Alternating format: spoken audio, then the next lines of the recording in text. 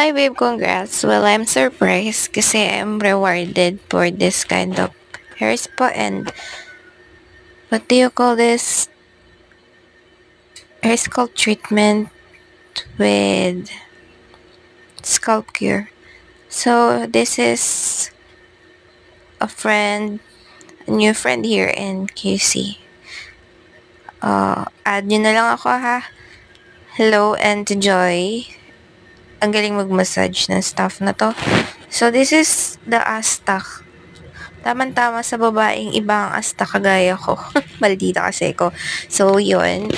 I would like to recommend them because I like the treatment that they serve me. And the service here on the salon. It's located in Ayala Malls, Manila Bay. Sobrang satisfying. Nasa round of 1.5 lang yung treatment ko. Then, meron akong hair spa and sobrang saya ko lang.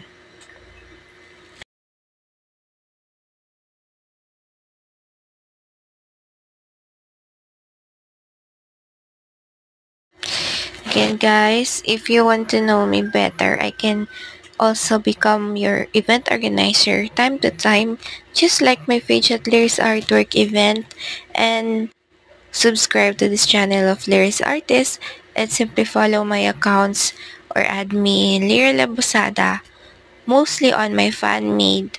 But if you want to become actively attached to me and connected, follow me to my Lyra Labosada with hashtag Lyris Artwork with a lot of historical posts, previous posts, and recent documentaries. And also, lahat ng mga kalokohan ko at saka mga kaaliwan sa buhay, aliw factor, and talents to showcase in life. Hopefully, you appreciate simply of my pictures and reels. And thanks to Meta for monetizing me. Hindi ko pa na-withdraw yun, pero maraming salamat. Sobrang saya ko na kasi nararamdaman kong Meta loves me.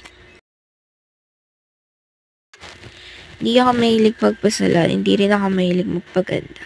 Sadyang there is a time na gusto ko lang mapamper para ma-relax kasi sobrang dami ko iniisip at minsan stress out na talaga. In advance, happy birthday to my father.